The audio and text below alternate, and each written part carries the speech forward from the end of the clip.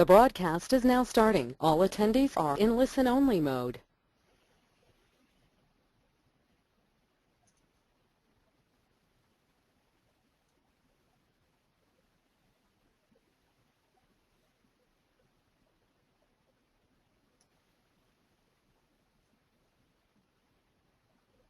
Hello everyone, this is Erin Schlosser. I'm an educator with Janome. I'm really excited to be here today to walk you through one of this series of our holiday party webinar.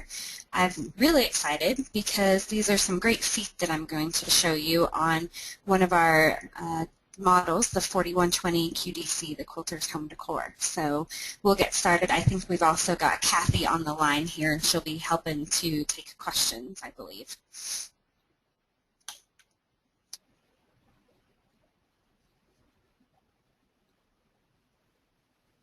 So first thing I kind of wanted to just show you, this is the pillow that we'll be making today. It's a great pillow to get started out with when you're working with some of these specialty feet that we're going to be talking about today. We will be using the 4120 Quilters Decor computer model of our Janome machine, and then I'll be showing you a little bit about how to use the piping foot and the applique foot, which are probably my new two favorite feet. As I was working on this project, it's just a lot of fun, and I learned a lot as well, which is always great. To get started, when you're making this at home, these are going to be the materials that are required. Essentially, you will need 3 different fabrics. You'll need, as you can see on the photo here, you'll need a main fabric, so I kind of use like a light gray crosshatch, and then you'll need a accent fabric that we'll be cutting to making the piping with, and then we'll also need a 3rd fabric, and that's what I use to cut out the applique, I believe. So those are the 3 fabrics you'll need, and then this is kind of all the different cuttings that you'll need to complete the project. You'll also need some type of stuffing for the pillow, and you will need like a 6/32 inch cotton filler cord. That cording, sometimes if you've never really worked with that before, you'll find it in the home decor section of the sewing store. So they may have like items to make drapery, hardware, and things like that. It'll usually be with that. And there are different sizes. Just for this project, I used the 6/32 inch because I really liked that size and the scale of how it turned out on the front of the pillow. So now we'll go ahead and I'll show you a little bit about the applique foot. Now, the applique foot, we do have a foot that comes with the machine. It's the F foot, and it's a wide, clear foot. And up until about 6 months ago, that's usually the foot that I used for applique, or I used the F2 foot, which is a clear, open toe foot. So when I started actually using this specific applique foot, I really noticed some differences that helped me as I was sewing. One of the main differences with this foot, it's actually shorter than our other clear foot. So it gives you a little bit more maneuverability, especially when you're going around corners or tight curves. So it really gives me the ability to stitch better. It's also still clear, so you've got that higher visibility. And it actually has 2 attachment bars. You can see this is going to be the bar that will attach to the ankle of your machine, but then there's another bar up here that will also attach to the ankle. And when we get to the part in the project that where we actually put it on the machine, I'll kind of show you how that ankle looks and how it goes on through a series of photos that I've got. What that will help us do is it keeps it nice and flat because it's got 2 different points that it's attached to the machine. It's always going to stay flat. It's not going to move up and down and rock a little bit like some of our other feet do. So it really gives you some nice pressure on your applique as you're going around. And then the other thing is, right around the needle hole in the front of this foot, it's actually completely flat. So by having that flat underside, it really helps to stabilize the fabric underneath, and that shorter flat piece is going to give you a lot more maneuverability as well. So it's going to be a lot easier to go around those curves and those corners. Sometimes it can be a little tricky bit while we're doing the applique. So that's our applique foot. Now, in preparing the applique for this specific project, I used an image editing software, and I typed in the word believe. And you'll be able to see here if you want to go back later or write it down. The font that I actually used was called Dancing Script, and I downloaded it for free from 1001freefonts.com. So, you know, definitely if you want to make this project your own, don't feel like you have to use this font. But that's where I found the font if you would like to go and find it yourself.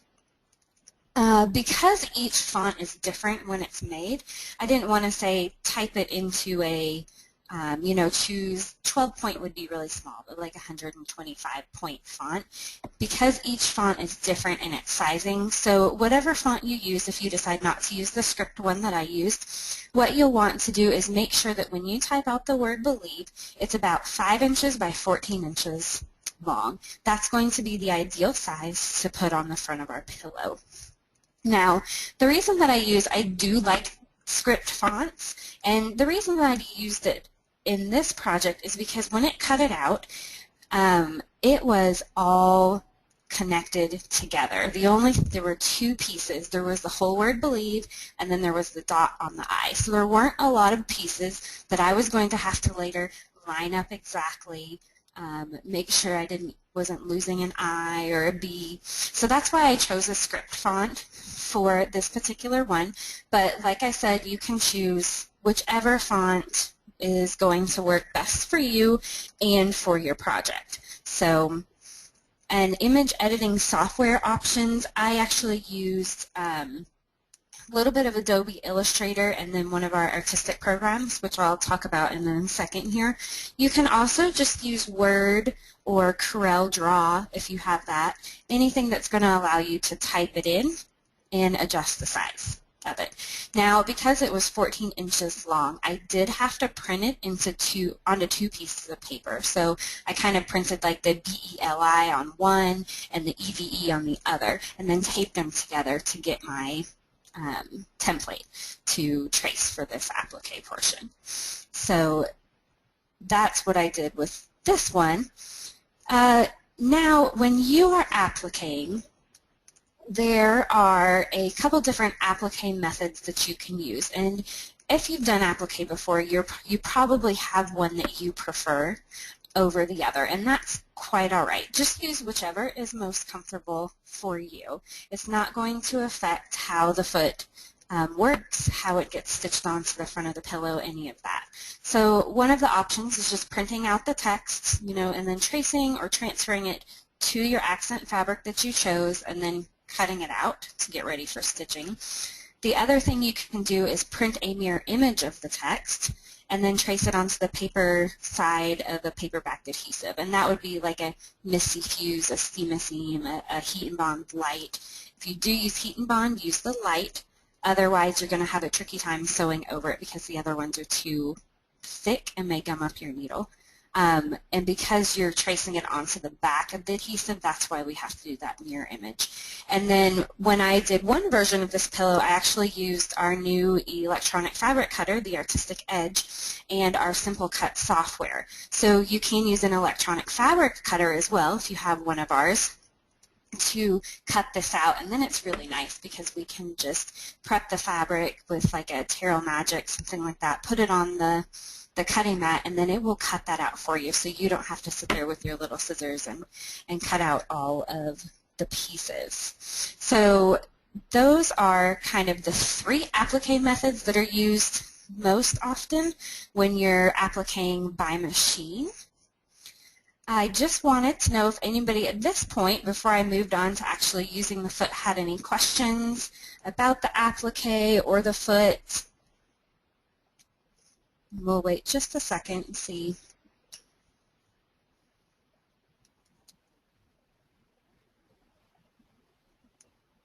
Okay, I don't see any right now, but I'll keep watching and feel free to ask if you have any questions at all.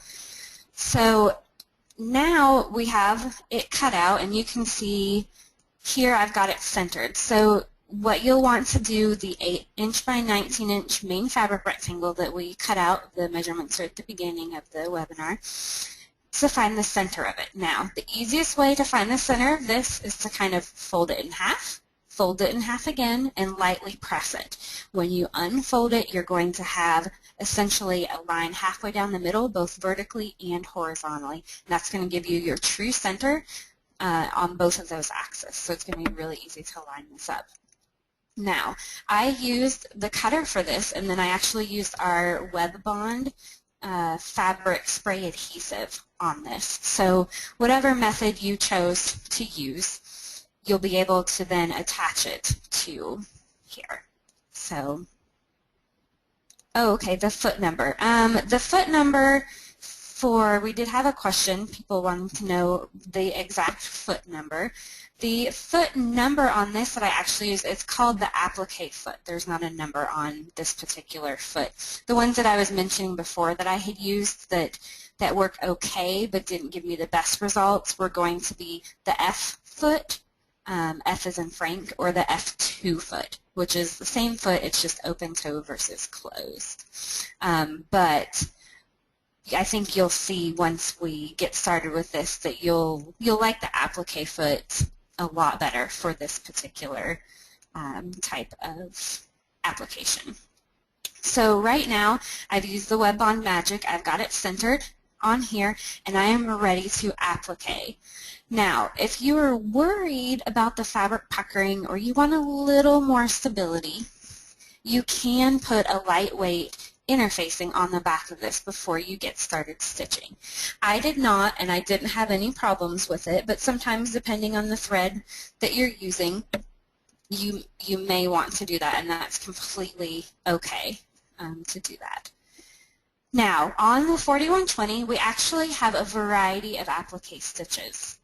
And in mode 3, and the way to get to mode 3, on the front of your 4120, you'll find a button to the right of this display screen, and it says mode. And you will select that mode until it has a 3 inside a folder over here by decorative stitches. That's how you're going to get to mode 3, okay? Once you are on mode 3, you can come over and you can look at your stitch guide, stitch chart, and you can see which of the applique stitches you'd like to use. Now, it really depends on the project and kind of the scale. Obviously, if you're appliquing something on really small, that's a really small shape, you don't want to use a huge applique stitch, and vice versa. If you're doing something big, a very small applique stitch might just kind of get lost within it and you won't be able to see it at all. So you do get to play around with, you'll play around with the scale some if you didn't choose the one font that I used to type out. You may just want to play around. And it's also handy, I actually have a little scrap of paper or paperback fabric that I have at home, and I have gone ahead and stitched out each of these applique stitches so I can see exactly what they look like. So every time, and I just keep that with all of my sewing machine feet and tools kind of in my little manual. And what that allows me to do is every time I sit down to do applique, I don't have to re-stitch them all out to see which one is going to work for my project. So on this particular machine, the 4120, in mode 3, stitches 4 through 10 are going to be considered your applique stitches. And so I used for this one, we went to mode 3, and then I used stitch 8. So once you get to mode 3, you'll want to find your number pad on the machine and type in 08. That's going to select stitch 8 and allow you to be ready to sew. Now, on some of these applique stitches, keep in mind that you can still adjust the width and the length some. For this particular project, I kept the default stitch width and stitch length that are here on the machine for stitch 8. Okay?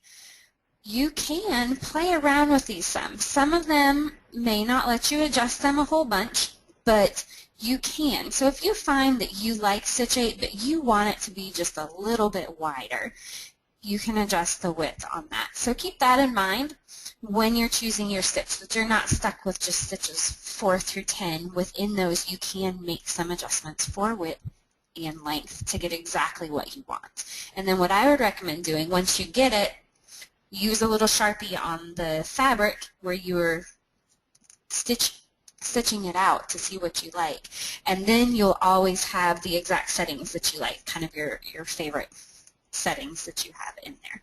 And that'll just be a really easy way to do that. So now we are ready to stitch it up. And you can see here I have the foot on, and then over here we've got the ankle. Now if you've never unscrewed this from the machine, you probably haven't really noticed what the ankle on the 4120 looks like. This is one of our low shank machines, and right here is going to be the hole that the screw is going to go into. Right up here you can see that screw to attach the ankle to the machine. Typically when you're changing out feet, you're putting that bar in this slot right here, which would be the one that you can see right here. That's typically all you'll need to know about when you're switching out feet on your 4120. However, you'll see that there's this little groove indent right here, okay, on the back of the foot. Now, if you remember, we had a second bar on this applique foot to help stabilize it and keep it from rocking, so it'll be nice and flat as we're doing the applique.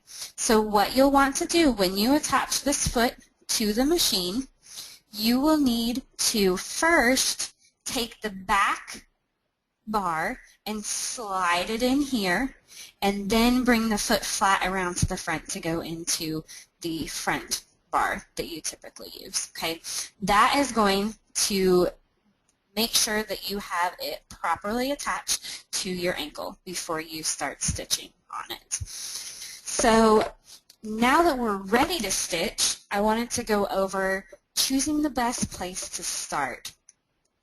A lot of people are going to think, okay, I've got my shape that I'm appliquing. I'm going to start in the corner, and I'm going to go all the way around because that just makes sense to start in one corner. What you'll find, and this is whether it's whatever shape it is, that the best place to start an applique is going to be on a straight section. It's not going to be on a curve. It's not going to be on a corner. Now, sometimes, and especially with the believe word that I've printed out here, it's a script font, and there's really not a true straight portion anywhere. So what I did is I found a spot that was going to be longer where I didn't have to turn right away as soon as I started and pivot my applique design around. And I just chose one that had a very slight curve, the best I could do. So I think I started on the B, the outside of the B. And what I want to do when you start is make sure that you are starting to stitch directly on the edge of your applique. It's going to be the right edge of your applique, because what you want to do, the little portion of the applique stitch that goes straight, not the part that comes over and moves to the left horizontally, the part that is straight, you want kind of right along that edge, and maybe even many times I'm going to stitch it so that it is right here, actually on my background fabric. Okay? Then when it does the little part of the stitch that goes over horizontally on the applique stitch, it's going to come over onto my fabric and grab that. That's going to be the proper position for using the applique stitch. Now on this foot, it's actually really easy to line it up because you'll see it is a little bit thicker, and even though it's clear, you're probably wondering, well, how am I going to tell if I'm on the line? Well, the little opening right here that you can kind of move your thread through when you're pulling it to the back after you've threaded the machine is in the exact spot where your applique stitch is going to start, where that straight line is going to be. So on your foot, this little spot over here, that little opening, is going to be where you want to line up the edge of your fabric as you come along and stitch on this. Okay? What you'll want to do, you'll definitely won't be able to turn your machine up and speed through this applique. You'll want to go a little bit slower, and make sure that you don't, this foot will allow you to curve around the applique really well, but you're still going to, at times, if you have a tight curve, like you can see maybe the inside of this B or the inside of the E up here and right here, you may have to pivot it a little bit. And so what I mean by that, when you are coming and you get to that part in the curve where you don't think you can curve your fabric anymore and have it still be stitching where you want it, stop the sewing, lift up your presser foot slightly, and then slightly pivot that fabric just a little bit. That's going to keep it on the curve. And sometimes I find on the tighter curves, I may only be able to stitch 2 stitches, and then I need to pivot it again. Stop, stitch 2 stitches, pivot again. That's going to allow me to have a very nice looking line on some of these tighter curves inside. So typically when I say pivot, people think, well, I'm sewing a square and you have to pivot on the 4 corners, but sometimes that pivot can be very slight, and it's very helpful in going around curves and tight corners. So that is going to be the applique portion. Does anybody have any questions about the foot, about preparing your applique, anything like that before we go and talk about our piping?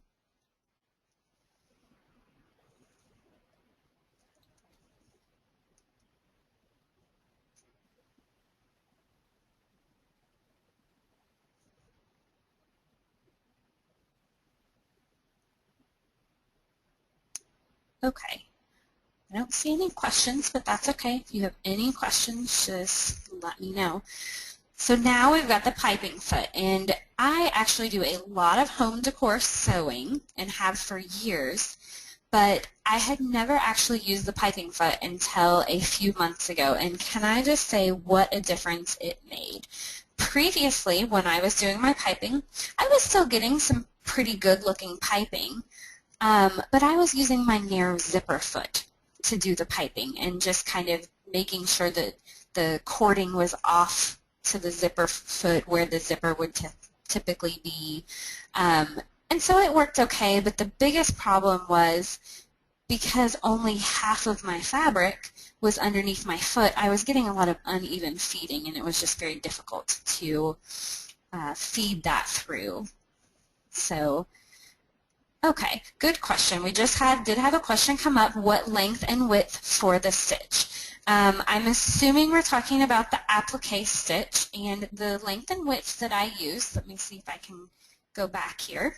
The length and width I used for this were going to be the default ones that were on the machine for stitch 8. So just double check that when you go and you use the stitch, you've got your decorative stitch in mode 3 selected, and then you've got 08 stitch selected.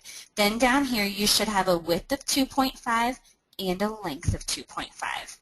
Okay, I found that on this particular project the default settings work really well for the scale. So that is what I used for that portion of it. Okay, so back to piping.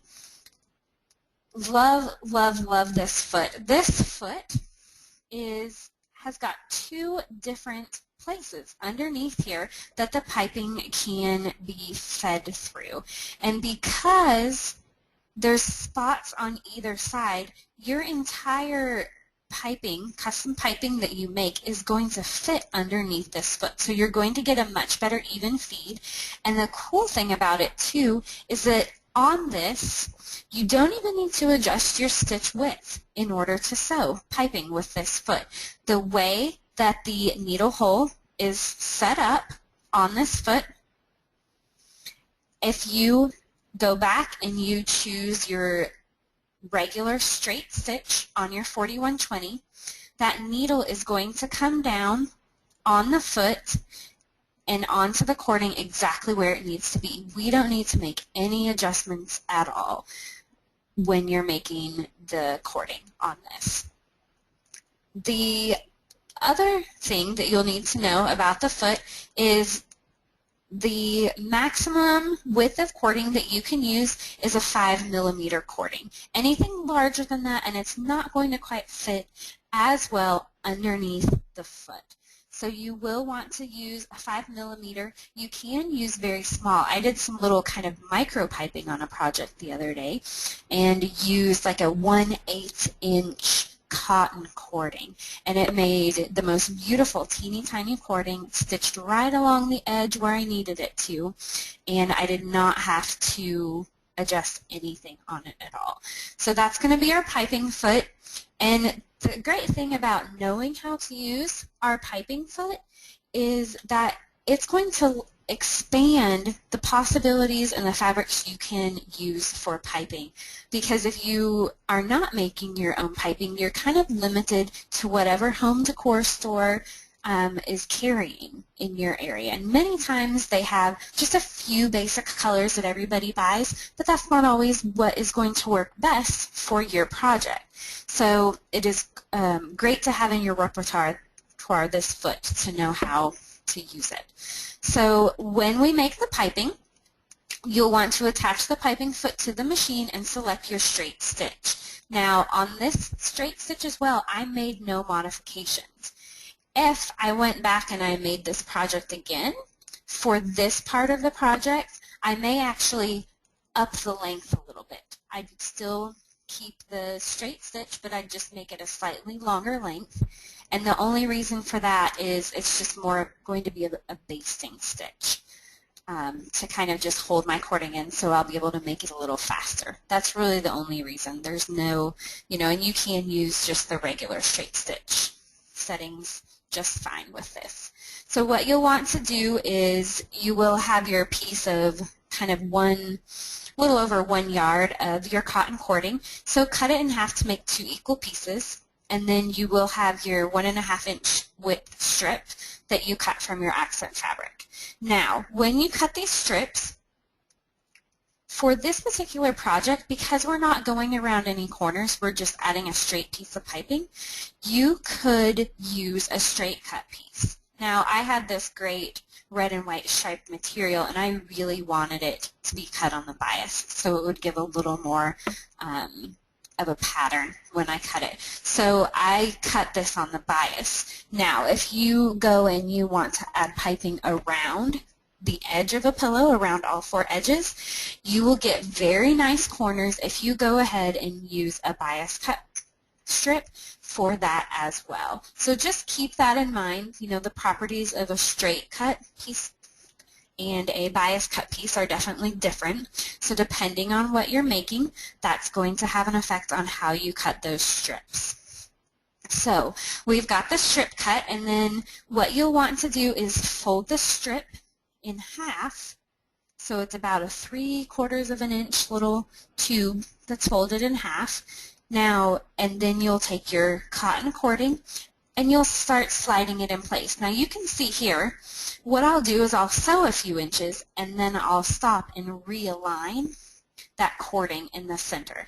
The opening on the bottom of this foot is going to make it really easy to make sure that cording is always nice and tight up against our left edge, and then we'll align our right edge up. So that is going to be how we're going to get started with the piping. And then here is what it's going to look like when it's in your machine and your foot. So you can see the folded section of this strip has the cotton cording in it, and it's on the leftmost edge, or the opening underneath the foot. And then your right edge has your fabric folded in half, wrong sides together, with that raw edge aligned, and that's going to make our cording. Now, you may decide or try and see if it's easier to just press that fabric in half so that you have your clear, this is my halfway point when I fold it in half, but I would urge you not to do that, because then you're going to get a crease right along the edge of your piping, and once you have that, it's going to be really hard to press that out. So resist the urge to press this fabric in, that strip in half, to make it nice and even, and just adjust it as you're sewing, because in the long run you will get a much more professional looking cording. Okay, so now that you have aligned the raw edges, you're going to go and just stitch from one edge to the other.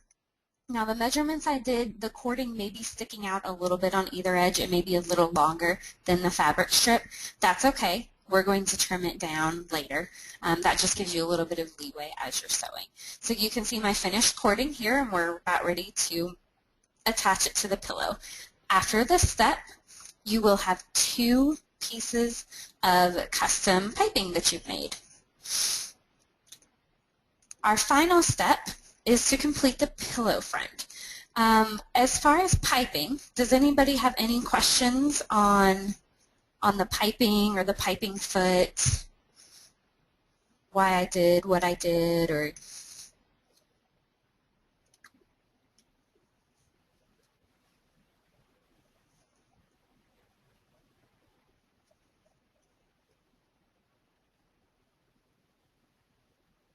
just wait a second or two longer to see if any questions come in.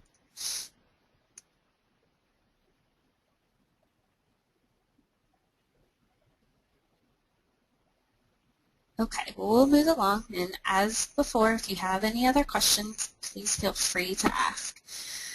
All right, so to complete the front of our pillow, we're going to need to attach the cording to our main piece that we've appliqued and our smaller strip that's going to be on the top and the bottom. Now, typically when we're piecing something like this, you may use a 1/4 inch piecing foot, or you may just use a regular A foot and sew a 1/2 inch seam. But because I want to still stitch right up along the edge of this cording, so all you see are my 2 fabric pieces and the completed cording when it's finished, I'm actually going to sew this seam with my piping foot still attached. What we'll do is lay out your main fabric with your applique, completed applique on it. You will then lay down one of your pieces of piping that you made. Now, this piping is going to be a little bit longer than the pillow. That's okay. We'll trim it down when it's done, when we're done sewing the step.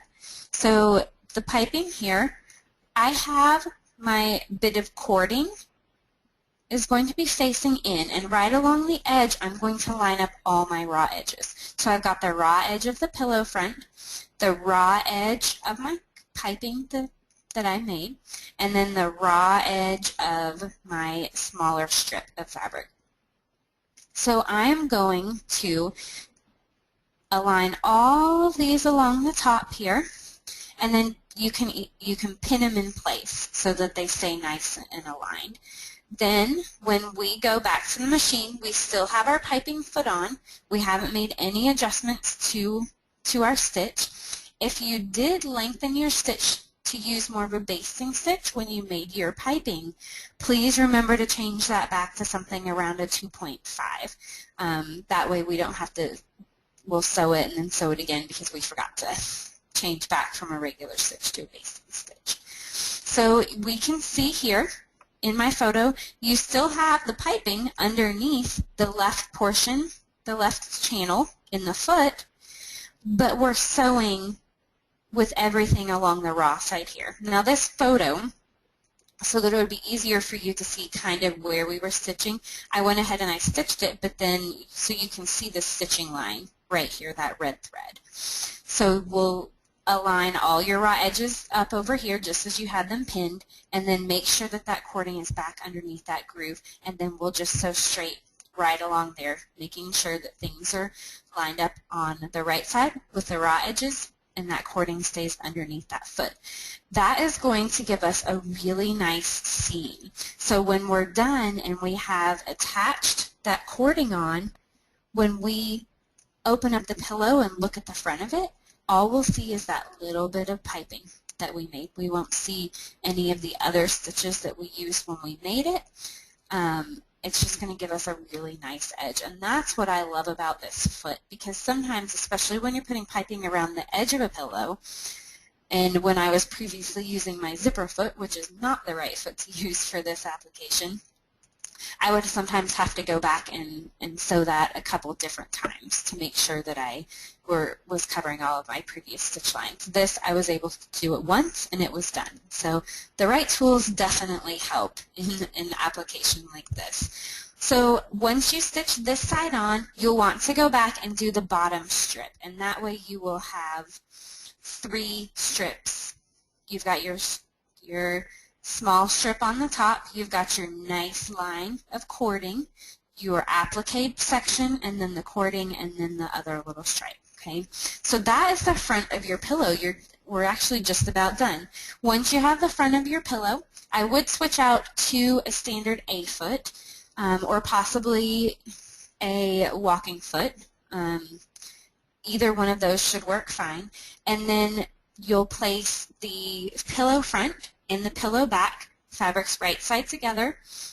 We'll sew around all 4 edges, leave an opening along the bottom, turn it right side out, stuff it, and you can hand stitch or edge stitch the opening shut, and that is pretty much the project. So I just loved how this project turned out. I hope you guys have learned something today. Just in recap, we used our 4120 machine, our piping foot, the applique foot, and then I did talk to you about our Web Bond spray adhesive that works really, really well, and then the artistic edge cutter, and then the Simple Cut software is what I use to cut out my script font. Now, nice small pair of scissors will probably work just fine too, but sometimes it's nice to just kind of send it to the machine and have it cut out all of those little pieces for you. And it worked very, very well, and then I was just ready to stitch it in place. Okay, we just had a question come in. That's a good question. When is the second groove on the piping foot used? Typically, I will do that if I'm doing like double piping. So you would make piping the exact way I showed you, and then you would go back and you would add another section of piping. And then as you do that, you can have like a double piping effect. And then sometimes people, depending on what you're sewing, you may be sewing kind of opposite of me where the cording is on one side and then your raw edge is on the left. So you can kind of use it for either or of those things. So hopefully that answered your question there. And that is pretty much our project. So if you have any other questions, please feel free to let me know. Doing applique is probably one of my favorite things just because it's so easy with the applique foot, and you kind of, sometimes it would be really hard to piece a pillow front like this and do it in a nice script font. So having the ability to cut it out and then applique around it. I did get a question once, well, how long does it take you to applique around all of this? And I think, honestly, I wasn't going super fast. I think I had my machine set on about medium to even medium low in order to make sure I wasn't getting ahead of myself in stitching around this. And I believe the applique on this took me just about 20 minutes. So it's really not too bad. I just kind of put a TV show on in the background or play some music, and before I know it, I'm back where I started and I'm done with the applique. So if you're worried about something or you're worried about doing the entire word believe, definitely feel free to type the word joy or a shorter word. You know, break it down a little bit so that it's not overwhelming for you. And then give it a try with a shorter word before you do a longer word. So those are my tips for you. If anybody has any other questions, please feel free to let me know. And thank you very much for tuning in today and learning a little bit more about some of our specialty feet that we offer through Janome for our machines.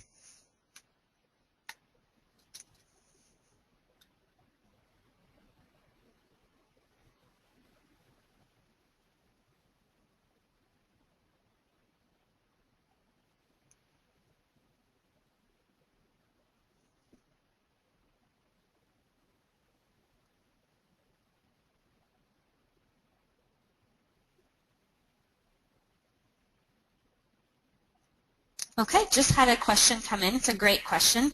The question was, when I cut the fabric with the artistic cutter, did I stabilize it? Yes, I do stabilize it. Sometimes what I will do is, usually I'll use a heat and bond light, but we also have Terral Magic, which works really, really well, and it stiffens the fabric enough. To me, it works better than a starch to really stiffen the fabric. You'll need to plan ahead a little bit because it needs to air dry. If you try to speed up that drying process with an iron, it doesn't quite work as well. So you'll want to kind of just spray it and soak your fabric and then lay it flat to dry, and then it really stiffens that fabric nicely so that you can set it directly on the mat without stabilizing it. Then, once you've completed the project and you wash it, that Terral Magic goes away. So I like that because you still get a nice feel of just fabric on fabric without some type of interfacing or stabilizer underneath it. So you could use either the Terral Magic or a heat and bond light, which I do sometimes as well. And when I use that with the artistic cutter, I will iron it to the back of my fabric, and then I will actually peel off the paper backing and put it on my mat. Once I have that, just the heat and bond light, it's got a more of a kind of a plastic texture behind it, and that allows me to stick it directly to like the low tack mat that we have for the new edge and cut it out that way. So there's a couple different, you can use a stabilizer or not, but you will need to stiffen the fabric just a little bit. Great question.